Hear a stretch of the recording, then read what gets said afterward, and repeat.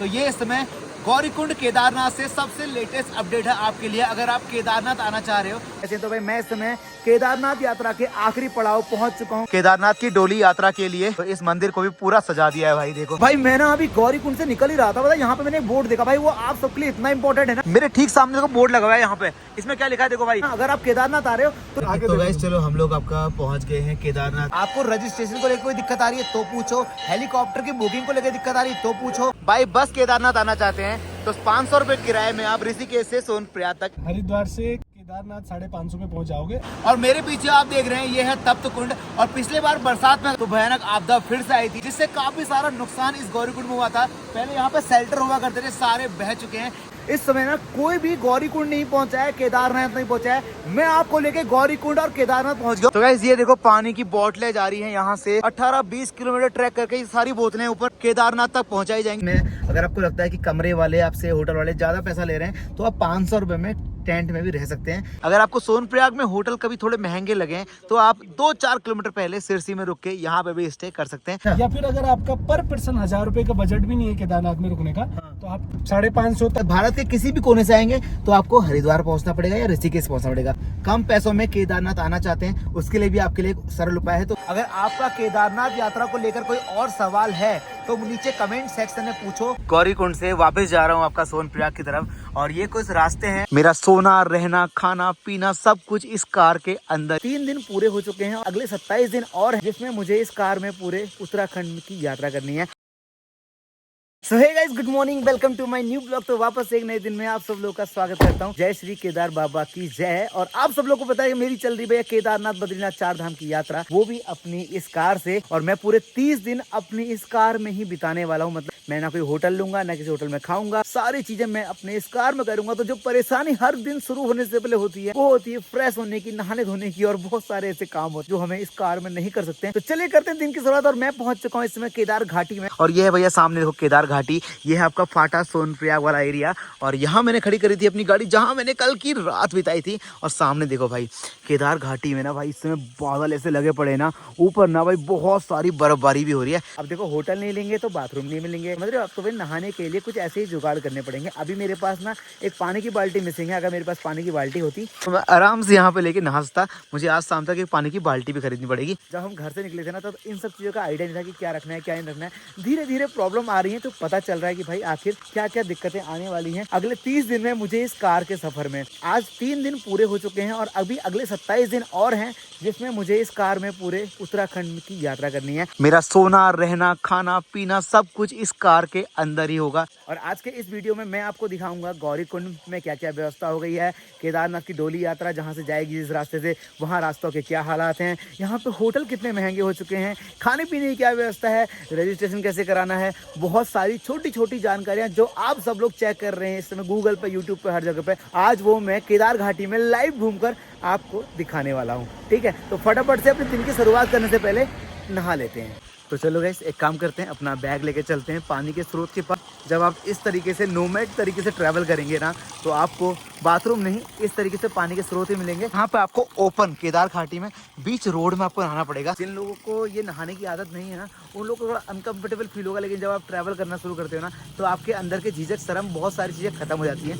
नहाना पड़ता है। अब ऐसा नहीं कि बहुत सारे लोग कहेंगे लड़के तो नहा लेते लेकिन लड़कियां नहीं नहा सकती हैं। भाई लड़कियां भी नहा सकती हैं, लड़कियां झरनों में नहा सकती है ना, तो यहाँ पे भी नहा सकती है। बाकी चेंज वेंज तो अपनी गाड़ी के अंदर कर ही सकती है ना। ये आइडिया सही है नहीं है? तो एक काम करते हैं फटाफट से स्नान कर लेते हैं। भाई ये पानी ना एकदम ऐसा हो रहा है ग्लेशियर से आ रहा है भाई, इतना ठंडा है। नहाऊंगा कैसे यार मैं नहाना पड़ेगा भाई, क्योंकि कल से मेरे यही कपड़े हैं। कपड़े डेली चेंज करूँगा तब जाके मुझे लगेगा कि मैं अच्छे तरीके से स्वस्थ जीवन जी रहा हूँ, वरना मुझे खुद पे बदबू आनी शुरू हो जाएगी। हर हर गंगे, हर हर गंगे, हर हर गंगे, हर हर गंगे, हर हर गंगे, हर हर गंगे। जब आप इस तरीके से ना बिना होटल, बिना रूम, बिना अपने सामान के साथ ना इसलिए ट्रैवल करते हैं, जब आपको 30 दिन तक होटल नहीं उनको मिलेगा ना तो आपको ऐसे ही झरने ढूंढने पड़ेंगे, छोटे छोटे स्रोत ढूंढने पड़ेंगे जहाँ पे आप नहाओगे। भाई सच बोल रहा हूँ, ये वाली लाइफ का मजा भी अलग ही है भाई। हर हर गंगे। किसने ऐसी वाली लाइफ जी है भाई मुझे बताना कमेंट सेक्शन में कि इस तरीके से 30-40 दिन तक बिना होटल, बिना किसी कमरे के आप नहा रहे, घूम रहे, फिर रहे, बगल से उड़ गए। जय मैया की, जय मैया की, जय श्री केदार। आंटी ऐसा लग रहा है मैं क्या ही बताऊँ, बहुत ठंडा बर्फ जैसा। बांस की जड़ का पानी है ये, बांस की जड़ का पानी है। तो इतना बर्फ जैसा लग रहा वो। भाई साहब ये तो ऐसा बर्फ हरी बर्फ बिल्कुल। गौरीकुंड केदार घाटी से मुझे ये आंटी जी मिली है, मैं नहा रहा था तो आंटी जी बोल रही पानी कितना ठंडा है भाई। मैंने कहा बात के गढ़ का पानी आ रहा है बोल रहे हैं इसलिए इतना बर्फ वाला है। आंटी जी आप लोग कैसे नहाते हैं इस पानी से? हम गर्म करते हैं ना, कभी नहाए नहीं हम ठंडे पानी से। कभी नहाए नहीं ठंडे पानी से? इतना ठंडा लगता है हमको यहाँ। ये बहुत ठंडा हो रहा है, बहुत ज्यादा ठंडा भाई साहब। यहाँ पे कहते हैं केदार घाटी की व्यवस्था सब ठीक ठाक है, बढ़िया, बहुत अच्छी। ऊपर रास्ते सारे बढ़िया और के? हाँ बहुत अच्छे है। अच्छा चलो भाई जैसे नहा लिया। बाकी भाई गढ़वाल के लोग कितने प्यारे हैं ना। वो आंटी जी बोल रही है कि तुमको ठंडा नहीं लग रहा है। मैंने कहा भाई क्या करें, अब आपके रोहित पहाड़ी ने चैलेंज लिया ऐसा है कि होटल नहीं लेना है तो नहाने के लिए तो ऐसे ही स्रोत ढूंढने पड़ेंगे। और गढ़वाल के लोगों के लिए ना बहुत सारा प्यार करना। वो आंटी जी आई बोल रही है अगर आपको गर्म पानी चाहिए तो मेरे घर से आके ले लो।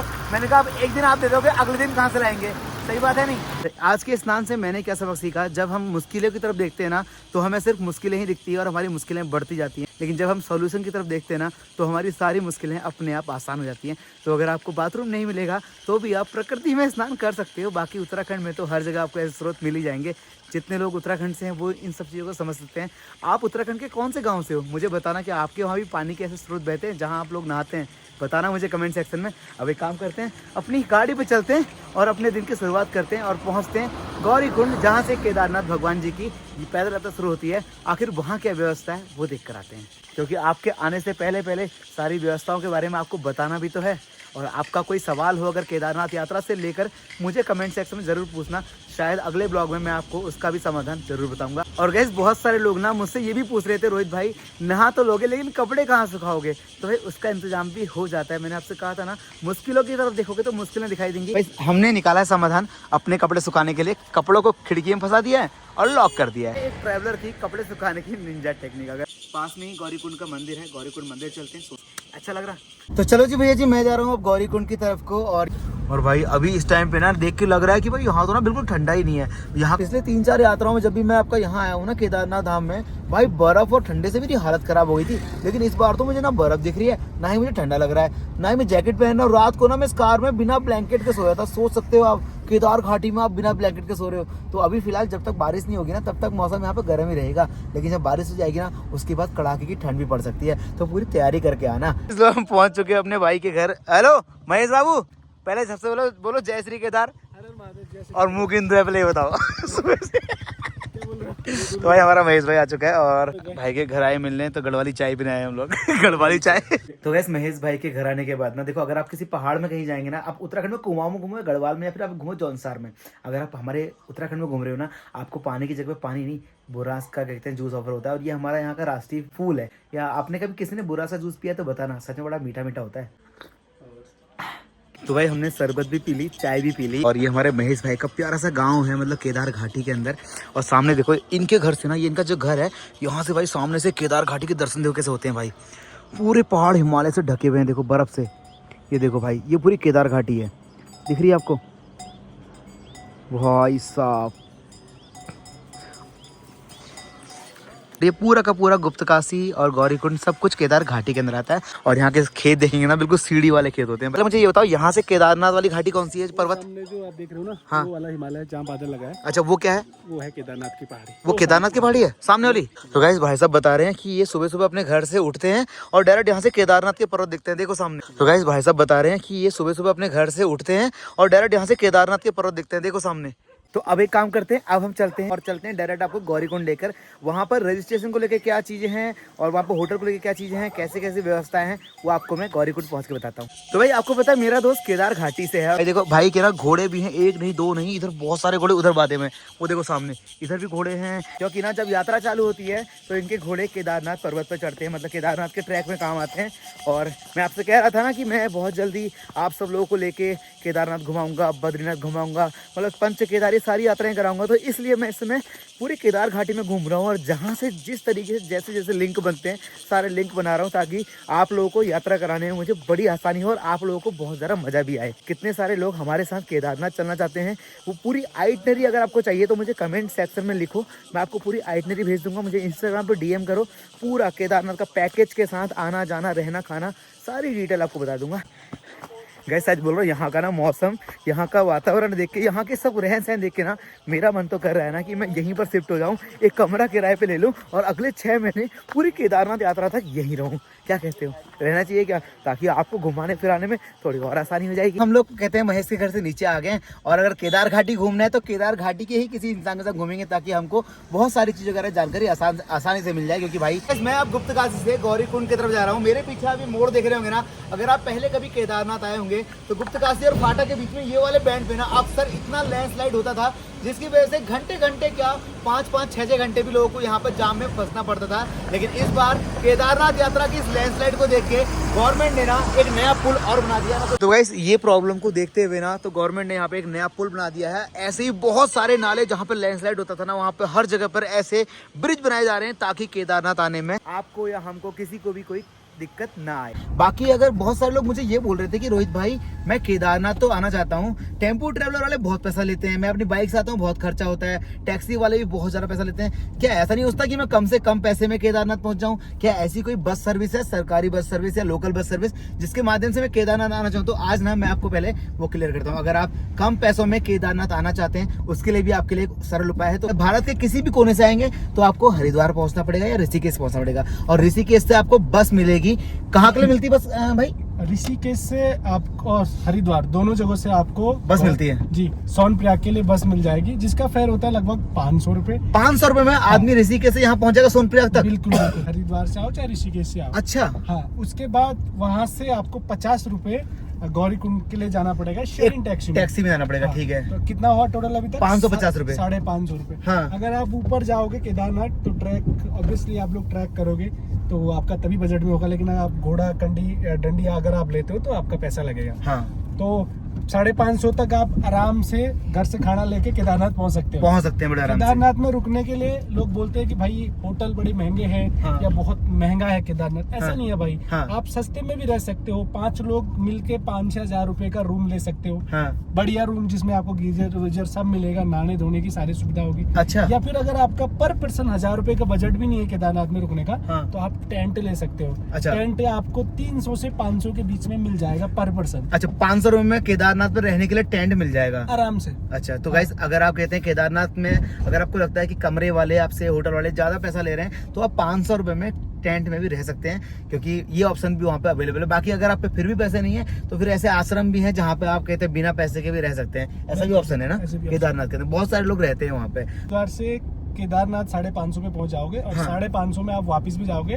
मैं कहता हूँ 2000 में आपकी केदारनाथ की ट्रिप हो जाएगी अगर आप बजट ट्रैवलर हो। 2000 में मतलब आदमी कहते हैं केदारनाथ की यात्रा कर सकता है आराम से। मतलब हरिद्वार टू केदारनाथ और केदारनाथ टू हरिद्वार। अगर आप ऋषिकेश से ना बाई बस केदारनाथ आना चाहते हैं तो 500 रुपए किराए में आप ऋषिकेश से सोनप्रयाग तक इन बस के माध्यम से पहुंच जाएंगे। 2000 और खाने पीने की टेंशन केदारनाथ में है नहीं, भंडारे चलते रहते हैं। बिल्कुल। गुप्तकाशी से हम पहुंच चुके हैं एक और नए शहर जो सोनप्रयाग से बिल्कुल पास पड़ता है, वो है सिरसी। जब आप केदारनाथ की तरफ आएंगे ना तो सबसे लास्ट पड़ाव तो सोनप्रयाग है जहां पर आप होटल लेके रहते हैं, लेकिन उससे पहले एक सिरसी नाम का छोटा सा शहर पड़ता है। ये है वो शहर। अगर आप कहते हैं केदारनाथ आएंगे, अगर आपको सोनप्रयाग में होटल कभी थोड़े महंगे लगे तो आप 2-4 किलोमीटर पहले सिरसी में रुक के यहाँ पे भी स्टे कर सकते हैं। यहाँ पे भी होटल बहुत सारे हैं। तो चलो गए, सिरसी गाँव से अब हम जा रहे हैं गौरीकुंड की तरफ। आपको दिखाते हैं सोनप्रयाग का वो लास्ट स्टॉप जहाँ तक आप अपनी गाड़ी के साथ आ सकते हैं। वहीं पर आप अपनी गाड़ी को कहते हैं पार्किंग में लगाएंगे, उसके बाद फिर आप केदारनाथ का ट्रैक की शुरुआत करेंगे। तो हम पहुंचते हैं सोनप्रयाग पर।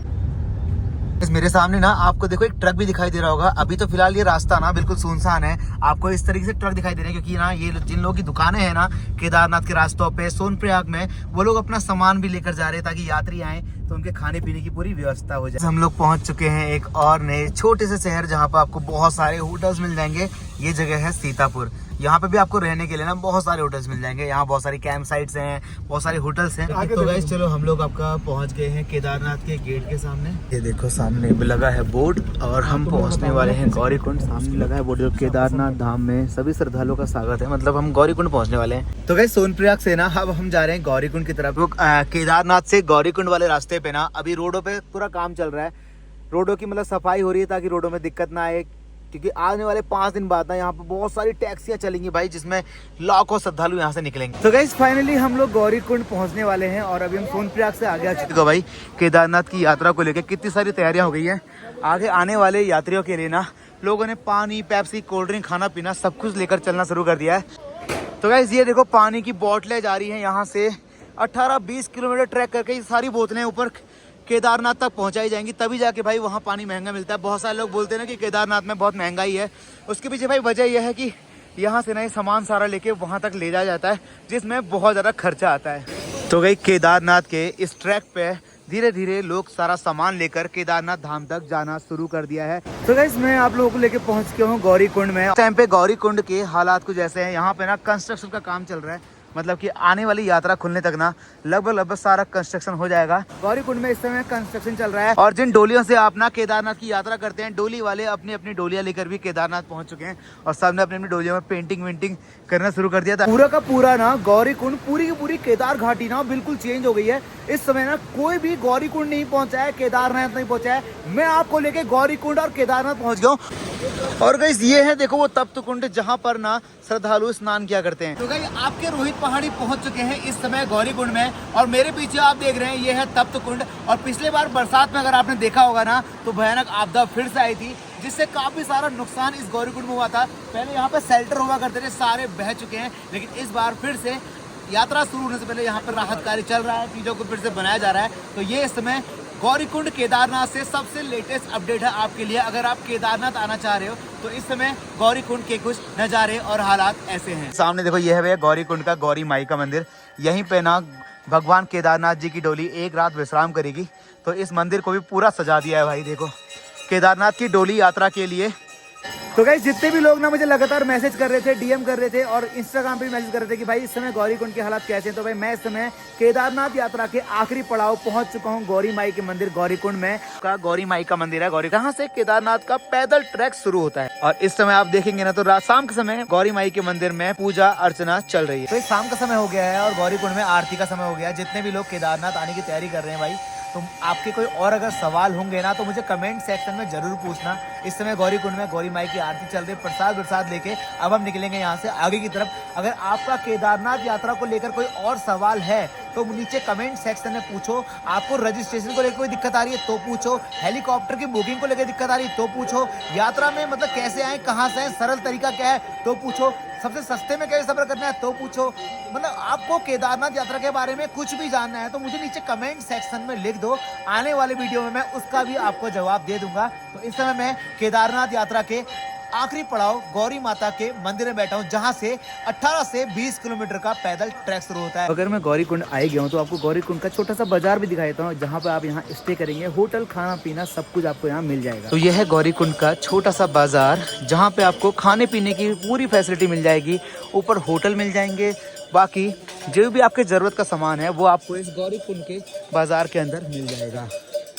भाई मैं ना अभी गौरी कुंड से निकल ही रहा था, यहाँ पे मैंने एक बोर्ड देखा भाई, वो आप सबके लिए इतना इंपॉर्टेंट है ना, अगर आप केदारनाथ आ रहे हो तो ज्यादा से ज्यादा कैश अपने पास रख के लेकर ना, आपको यहाँ एटीएम बहुत कम मिलने वाले हैं। मेरे ठीक सामने देखो बोर्ड लगा हुआ है यहाँ पे, इसमें क्या लिखा है देखो भाई, केदारनाथ ऊपर जाकर 21 किलोमीटर के बाद जाके कोई ब्रांच है जहाँ पे एसबीआई की शाखा है, वहां पे आपको कैश मिल सकता है, लेकिन चांसेस बहुत कम है भाई। इतने सारे लाखों लोग यहाँ आते हैं तो भाई अपने साथ हो सके तो ज्यादा सारा कैश लेके आना। तो गाइस आप सब लोगों के लिए खुशखबरी है, अब आपको केदारनाथ धाम में ऊपर भी एटीएम मिल जाएंगे, आप कैश वहाँ निकाल सकते हैं। तो गाइस आपको मैंने केदारनाथ यात्रा से पहले गौरी कुंड के दर्शन तो करा दिए हैं, गौरी कुंड की व्यवस्था पूरी दिखा दी है, बहुत अच्छी व्यवस्था करी है इस बार यहाँ के लोगों ने, एकदम भव्य तरीके से। आप सब लोगों का स्वागत भी होने वाला है, जब आप केदारनाथ यात्रा में आएंगे तो आपको ना बहुत अच्छा अनुभव होने वाला है इस बार 2025 में। तो भाई अब इस टाइम पे मैं गौरी कुंड से वापस जा रहा हूँ आपका सोनप्रयाग की तरफ, और ये कुछ रास्ते हैं गौरी कुंड के, अभी इन रास्तों पे काम चल रहा है इसलिए हल्के फुल्के टूटे फूटे आपको दिखाई दे रहे हैं, लेकिन जब तक यात्रा शुरू होगी ना सारे रास्ते एकदम बढ़िया तरीके से बन जाएंगे और आपको यात्रा करने में बहुत मजा आने वाला है। इस गौरी कुंड से घूमने के बाद ना हम महेश भाई के घर पे आ गए। वैसे 30 दिन की मेरी 4 धाम यात्रा उत्तराखंड यात्रा चली, जिसमें मैं अपनी कार में सोने वाला हूँ। तो भाई हम तो कार में आराम कर रहे थे, लेकिन भाई महेश भाई ने ना इतना जिद किया कि घर चलो घर चलो घर चलो, अगर रात को रह नहीं सकते कम से कम खाना तो घर पे खा लो। तो भाई मैंने सोचा चलो कोई रहना अपनी कार में, सोना अपनी कार में, तो कोई अगर प्यार से ना खाने पे इनवाइट करे तो कभी मना नहीं करना चाहिए, फिर वो कुछ भी खिलाए। ठीक, हमने एक काम करेंगे, खाना आपके घर में खाएंगे लेकिन सोएंगे हम अपनी कार के अंदर ही। यहाँ कमरा खाली है, लेकिन भाई अगले 30 दिन हम अपनी कार में ही सोने वाले हैं। अरे वाह क्या बात है। तो भाई ये हमारे महेश भाई, इनसे मिलिए। और इनका रियल नाम जो है तो महेश बैकपैकर नाम से है। अगर आपने पहले भी देखा होगा तो मेरे चैनल पे देखा होगा आपने, इनको कहते हैं बासुकी ताल में। इस महेश भाई ना हमारे खाने में क्या बना रखा, पनीर की सब्जी, दाल और भांग की चटनी और सलाद। और तुम क्या बात, तुम चावल क्यों खा रहे हो भाई? यार नॉर्थ ईस्ट जब से गया ना भाई साहब, तब से चावल का मैं वो हो गया भाई सब देखो, बताओ रात को चावल नहीं खाना चाहिए वैसे कहते हैं, लेकिन ये भाई अपने घर में अपने चावल ना खाओ ना, मेरे घर में स्पेशली मेरे लिए चावल बन रहा है। इसका चावल खाने का रीजन मैं बताता हूँ भाई। कुछ टाइम पहले नॉर्थ ईस्ट गए थे, 6 महीने तो ये अपना दिल छोड़ के आए नागालैंड में, और नागालैंड वाले रोटी तो बनाने आती नहीं, तो उसने बोल दिया है कि मैं रोटी नहीं बना सकती, चावल बना सकती हूँ। तो ये अपनी हैबिट चेंज कर रहे हैं, फूड हैबिट्स। मैं भी नागालैंड जाऊंगा एक बार, मेरे को भी नॉर्थ ईस्ट करना है, मैंने इस बार कर नहीं पाया। सब लोग कहते हैं रोहित भाई आप नॉर्थ ईस्ट करो, नॉर्थ ईस्ट करो, नॉर्थ ईस्ट करो, लेकिन नहीं किया मैंने विकी भाई से। लेकिन कितने लोग चाहते हैं कि केदारनाथ यात्रा के बाद, 4 धाम यात्रा के बाद मैं नॉर्थ ईस्ट जाऊँ, नागालैंड जाऊँ, मिजोरम जाऊँ, अरुणाचल जाऊँ, त्रिपुरा जाऊँ, असम जाऊँ। कोई देख रहा है मुझे वहाँ से देखते भी नहीं होंगे ना लोग। कोई देखता होगा तो बताना मुझे कमेंट सेक्शन में। क्या कोई मेरा चाहने वाला है नॉर्थ ईस्ट के अंदर तो बताना जरूर। तो फिलहाल एक काम करते हैं, फटाफट से ये लजीज सा खाना आते हैं। और भाई पहाड़ों में आप कहीं जाएंगे ना तो आपको बिना घी लगाए रोटी कहीं नहीं खिलाएंगे, ये तो सच बात है। ये पहाड़ हो या कहीं पहाड़ जाओ, पहाड़ों का ये नियम है कि हमारी घर की गाय भैंस होती है और दूध और घी हमारा सब घर का होता है। और भाई हमारे घी का ना स्वाद ही अलग होता है सच में। तो फटाफट से काम करते हैं, केदार घाटी में अपना आज का भोजन करते हैं। अब मैंने देखो अपनी गाड़ी में ना अपना बिस्तर भी लगा दिया वरना बाकी। और क्या क्या आप जानना चाहते हो केदारनाथ के बारे में, मुझे अभी पूछो कमेंट सेक्शन में। आने वाले ब्लॉग में मैं पूरा डिटेल के साथ जवाब दूंगा, क्योंकि मैं केदारनाथ अगर आ चुका हूँ तो आप आने वाले हो ना तो आपके लिए एकदम ईजी होने वाला है, क्योंकि इस बार सारे समाधान हम पहले ही कर देंगे। तो अब ये काम करते हैं, फटाफट से अपनी गाड़ी में आराम से लेटते हैं और कल मिलते हैं फिर आपसे एक नए और खूबसूरत से ब्लॉग के साथ। तो bye bye, take care, good night, हर हर महादेव। अब करते हैं हम आराम और कल मिलते हैं नई और खूबसूरत सी मॉर्निंग के साथ। Bye bye.